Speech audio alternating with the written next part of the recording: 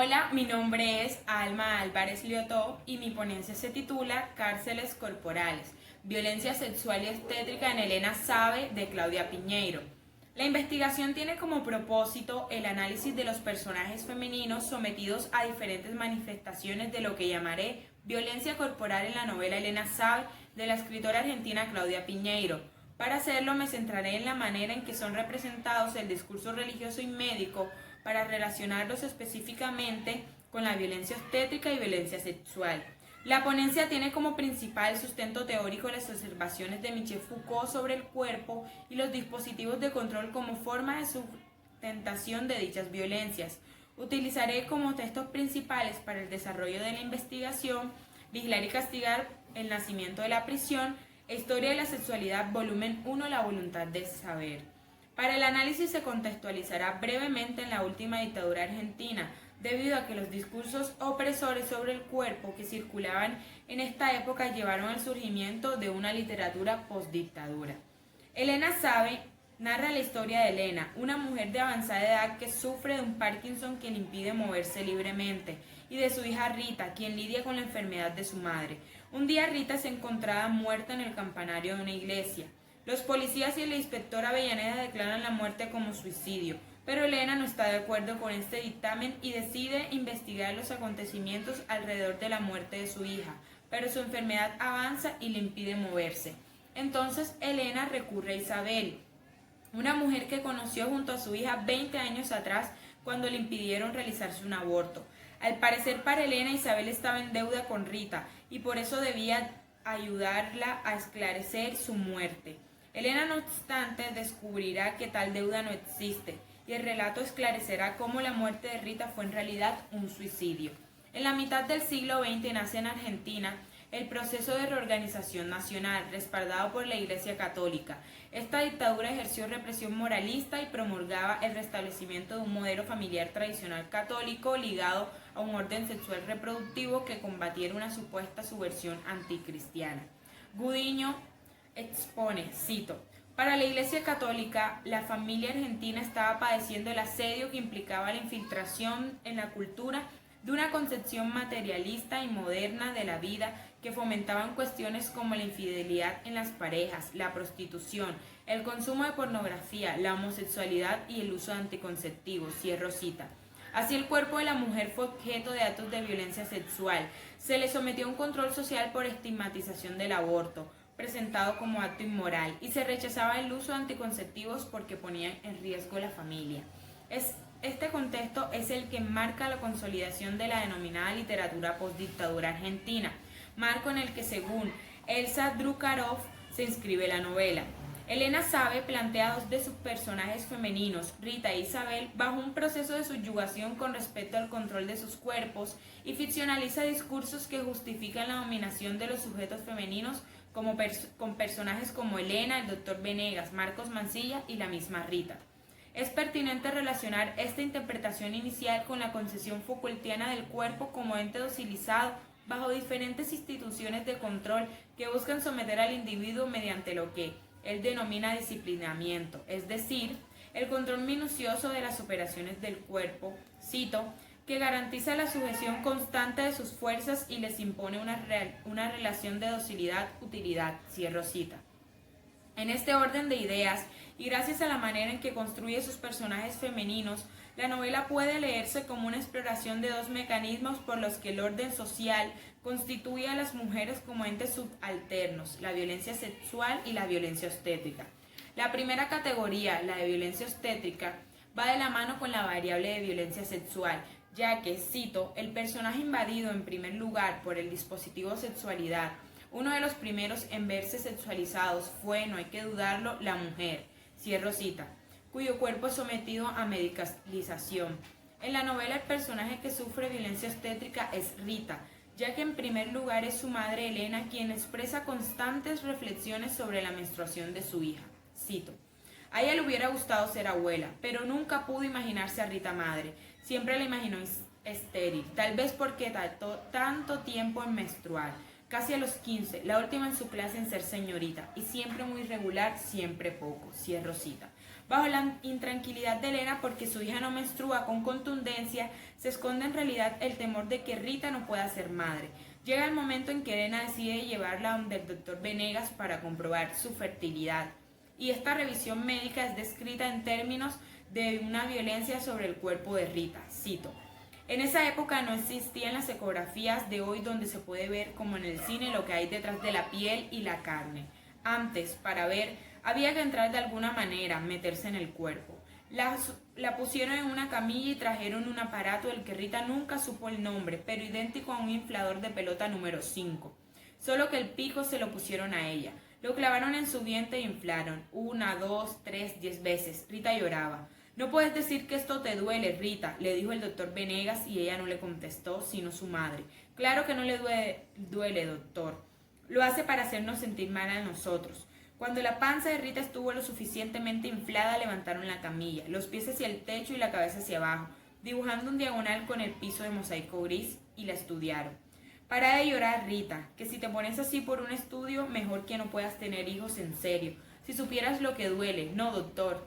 Ah, yo no sé cuánto duele, dijo Venegas, y se rieron juntos, junto a su hija inclinada a 45 grados respecto al suelo, inflada de aire. Cierro cita.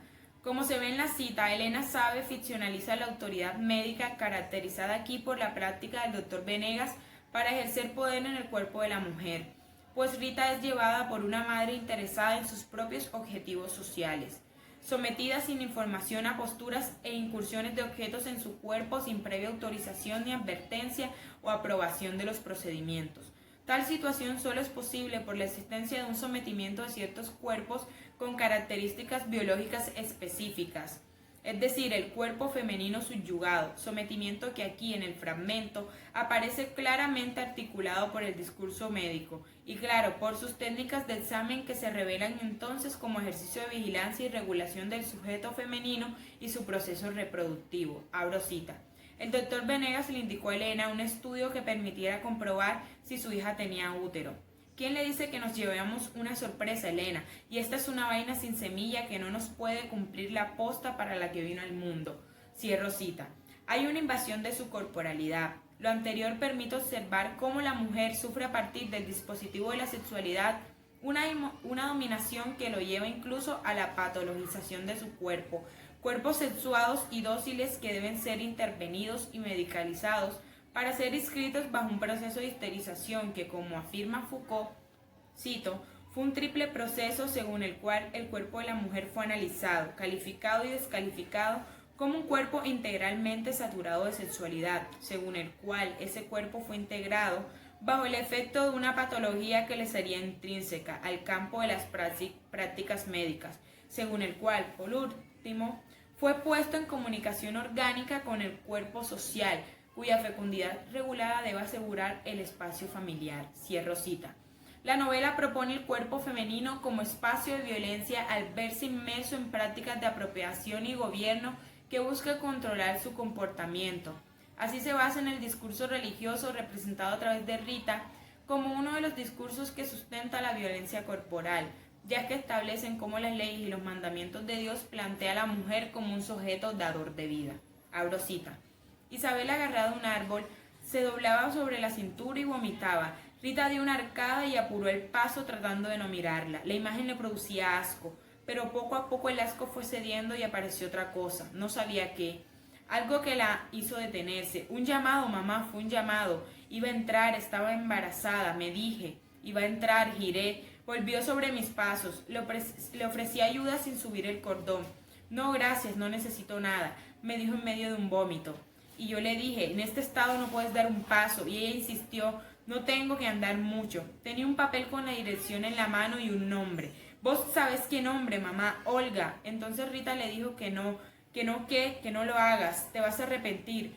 ¿Vos qué sabés? Todas las que vienen acá se arrepienten. ¿Qué sabés? Yo sé, no te metas, es pecado mortal, no creo en Dios. Cierro cita.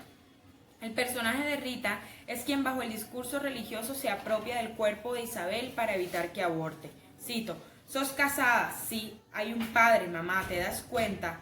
¿Y el qué dice? Le pregunté, no me importa lo que diga, tiene derecho a decir, es el padre, o no es el padre, no te metas, si él se entera te mata, ya me mató. No podés ir en contra de lo que Dios manda, no entiendo sus mandatos. Estaba tan mareada que entonces se me ocurrió. Le dije, madre va a ver.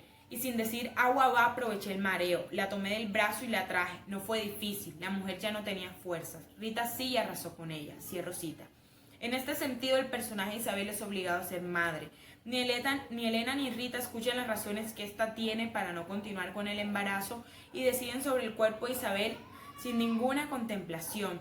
En consecuencia, el personaje de Isabel verbaliza lo que por normalización está prohibido decir a los sujetos femeninos. Cito, no sé qué siente una mujer que se hace un aborto, pero sí sé lo que siente una mujer que no quiso ser madre y lo fue. La culpa de sus pechos vacíos y el dolor por esa mano que se estira pidiendo la suya, y la suya, aunque la tome, no quiere tocarla. Siento no saber acunar, ni arropar, ni mecer, ni entibiar, ni acariciar, y la vergüenza de no querer ser madre, porque todos los que dicen saber aseguran que una mujer tiene que querer ser madre. Cierro cita. El cuerpo de la mujer y su sexualidad, según el discurso religioso y médico, se direccionan a la procreación y se sustentan bajo las bases de conformar una familia para encasillarse bajo los roles que pugna la sociedad. Isabel como personaje fue coartada corporalmente, y es al final de la narración cuando se logra evidenciar la violencia sexual de la que fue víctima por parte de su esposo Marcos Mancilla. En una parte de la narración, el momento en que Elena le pide ayuda a Isabel para esclarecer la muerte de Rita, Isabel expone las razones por las que no quería ser madre, revelándose al lector de forma explícita la violencia sexual que padecía este personaje. Isabel era obligada a tener relaciones sexuales con un marido del que nunca estuvo enamorada. A 3 meses de matrimonio, cito, él me abría las piernas y decía, las vas a abrir, como sea las vas a abrir. Tuve moretones por varios días y un dolor que me duró mucho tiempo. No fue solo esa noche, siguió hasta que quedé embarazada. Cierro cita. Fue fruto de esa violencia, quedó embarazada, limitada por los roles de géneros asignados por normatividades patriarcales. También a medida que avanza la narración en la novela, se revela cómo Isabel, luego de ser entregada a su esposo para que supuestamente la cuidara, fue violentada durante el embarazo, pues él la mantenía sedada y bajo estricta vigilancia. Cito, no me hagan entrar, les rogué. Él ayudó a mi marido a mantenerme controlada a los 9 meses de embarazo. Me tuvieron casi presa, sedada, con una acompañante terapéutica todo el día, como si estuviera loca. Estás loca, me decían, y otra enfermera durante la noche, velando mi sueño. Ellos dispusieron todo y yo dejé que lo hicieran. Nunca fui una mujer fuerte. La única fuerza que logré juntar fue la que aquella tarde en que nos conocimos. Cierro cita. La novela retoma así la variable violencia obstétrica, puesto que expone el control por parte de un personal médico hacia la reproducción de la mujer. En este caso, la vigilancia que sufría Isabel por parte de la enfermera, además de la acompañante terapéutica que tuvo porque era encasillada como loca y anormal por querer irrumpir con el embarazo. Se observa que en conjunto los discursos que sustentan la violencia obstétrica y sexual, develados por la discursividad en Elena Sabe, ubican el valor de la mujer bajo la maternidad. El texto muestra cómo insisten en reconocer a la mujer solo bajo unos roles de género que la encasillan con respecto a su biología para negarle capacidad de decisión sobre su propio cuerpo, lo que repercute en su autoconcepción como ser autónomo y libre.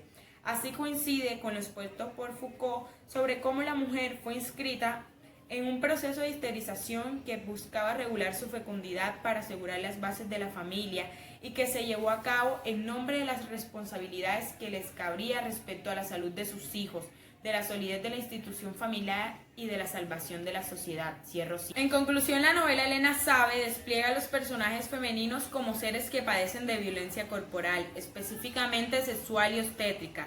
Esto lo hace mediante la ficcionalización del discurso religioso y médico. En este sentido, los personajes se inscriben bajo unos procesos de sujeción que coaccionan su individualidad. Además, esta violencia corporal tiene consecuencias en los personajes que la padecen. Por un lado está el personaje de Isabel, que sufrió de violencia sexual. Esta no asimiló la violencia a la que fue sometida y por no seguir lo que le imponían sufrió un proceso más violento, ya que su cuerpo fue controlado antes y durante el embarazo, pero Isabel no acogió los discursos que promulgaban en relación a lo que debía ser una mujer. Y aunque no pudo evitar esa violencia, nunca hizo suyo esos discursos ni los llegó a reproducir. y es al final de la narración donde el personaje de Isabel plantea al lector la existencia de una brecha contradiscursiva que permite hablar de una rebelión interior por parte del personaje. Finalmente, es en relación con lo anterior que se cumple el rol narrativo del personaje Rita, pues queda claro que tras sufrir de violencia obstétrica por parte de su madre y el doctor Venegas, no se rebeló internamente como Isabel, sino que, como sucede con la mayoría de nosotras, asimiló críticamente y por la propia violencia de los mismos los discursos y prácticas dominantes, religión y medicalización, que la rodearon desde pequeña y asumiéndolos como propios en la adultez, para imponerlos a otras mujeres y ejecutar sobre ellas el dudoso privilegio de ejercer poder dentro del orden social y moral vigente.